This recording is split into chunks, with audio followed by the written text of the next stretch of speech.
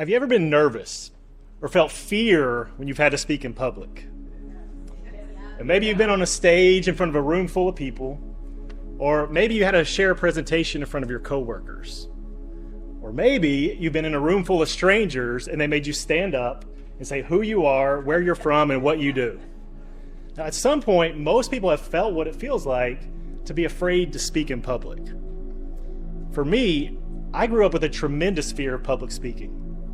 And my earliest memory of having a fear to speak happened in the second grade. Our teacher was going around the room and calling on students to read. Anybody been there? I was thinking, please don't call on me. Please don't call on me. Please don't call on me. And she called someone else. Whew, I can relax. But as they would get to the end of what they were reading, that anxiety would start to build again. Please don't call on me. Please don't call on me. And then it happened. She called my name. And this wave of anxiety came over my body.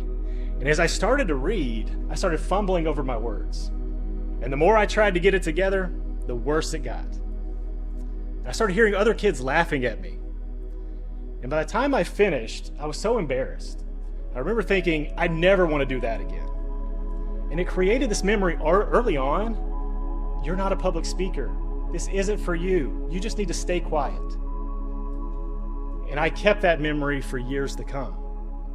Fast forward to my freshman year in college, I had to take a speech class. And when I got up to give my speech, that familiar wave of anxiety came over my body again. My heart started beating out of my chest. My adrenaline was racing. My throat got dry. My muscles started to tense up. And when I was looking at my note card, my hands just started shaking. And when I tried to speak, my voice started trembling. And I felt this wave of heat come over my body. And I felt like I was about to pass out. And somehow I made it through the speech, but that further anchored into my mind, you're not a speaker. You just need to give this up. And I continued to believe that for years. Public speaking is not for me. But over the years, I kept feeling this feeling inside that I have a message to share, that I needed to speak, that I could make a bigger impact. So that led me to the first key that helped me overcome my fear of public speaking was the realization that everyone has a message to share. Each and every one of you has a message inside of you that the world is waiting to hear. And your message matters. But maybe you're like me. For years, I didn't think I had a message to share. I wondered, what could I share that would help someone else? Well, my friend and mentor, Rory Vaden, says it best. He says, you are perfectly positioned to serve the person you once were. Think about that. There's stuff you've been through in your life. There's lessons you've learned, obstacles you've overcome, and there's lessons you've learned along the way that you can take and help other people. Because right now, there's someone going through what you went through in the past, and you can take those lessons you've learned and help them overcome their challenges. So I started going through my life, and I started thinking, well, what have I been through, and what lessons have I learned that I could use to help others? And I started sharing those, and it started helping people. And that's why I'm here today sharing this message, because I overcame the fear of public speaking years ago, and I wanted to share what helped me so other people can share their message with the world. So first, I realized I had a message to share. Then I started asking myself, well, what goes through my head that makes me so nervous before I get up to speak? And I would think thoughts like, they're going to judge me. What if they don't like the way I look, or the way I'm dressed, or what if they don't like the sound of my voice? Or what if I mess up and I say the wrong thing? All those thoughts that were going through my head were about me. Me. And I realized I needed to shift that. And that led me to the second realization that helped me overcome my fear of public speaking, was realizing that sharing your message is not about you. It's about the people you're there to serve and what's in it for them. And my friend Rory Vaden says it best. He told me fear disappears when the mission to serve is clear. When you have the heart to serve people, you take the focus off of you.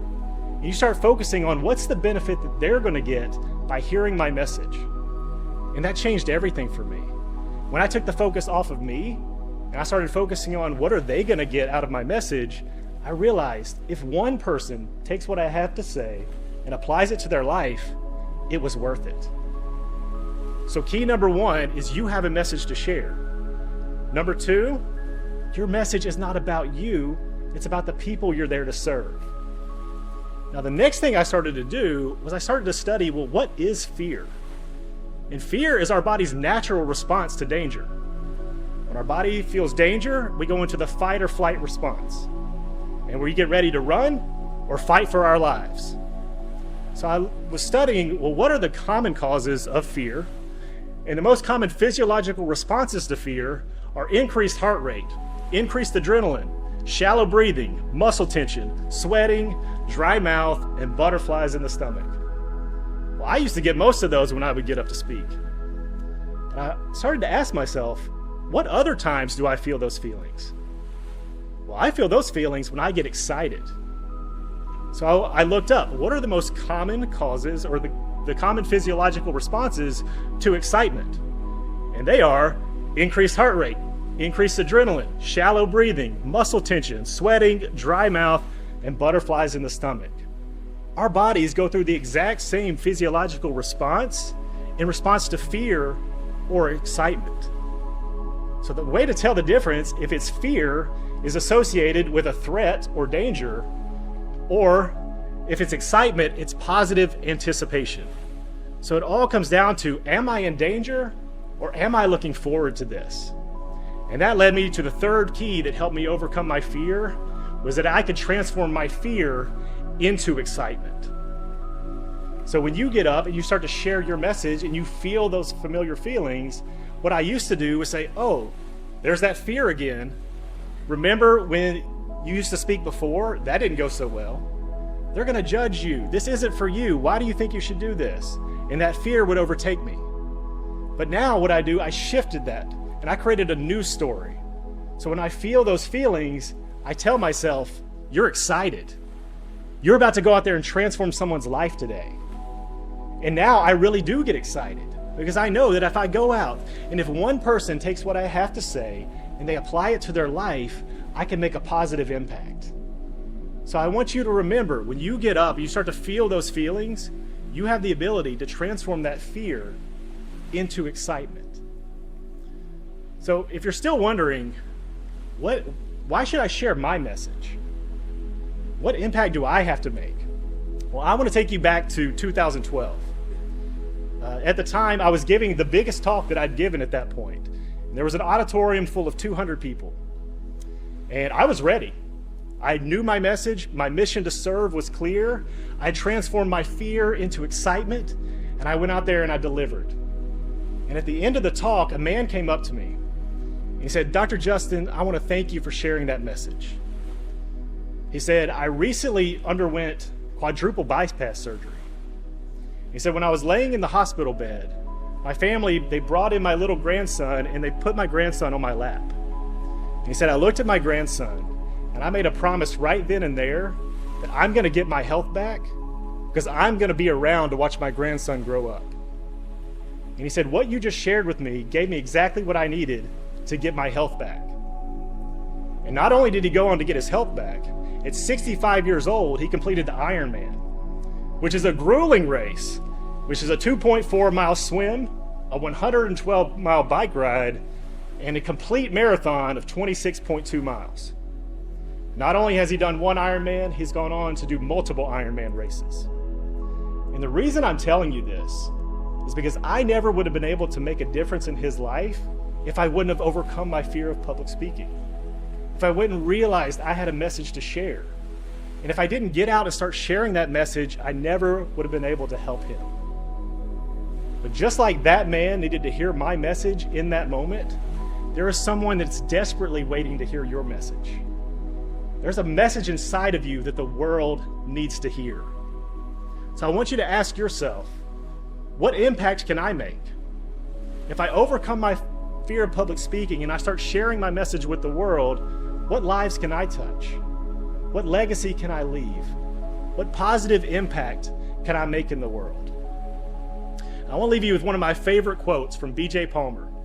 He says, you never know how far-reaching something you may think, say, or do today will affect the lives of millions tomorrow. If you would have told me years ago that one day I was going to be standing on the TEDx stage in this iconic red circle, sharing my message with the world, I would have said there's no way. But I'm here. I did it. And if I can overcome my fear of public speaking, so can you. So my hope is that you'll find your message. You'll transform your fear into excitement, and you'll go out and you'll start sharing your message with the world, and you'll make a positive impact. I'm Dr. Justin Moseley.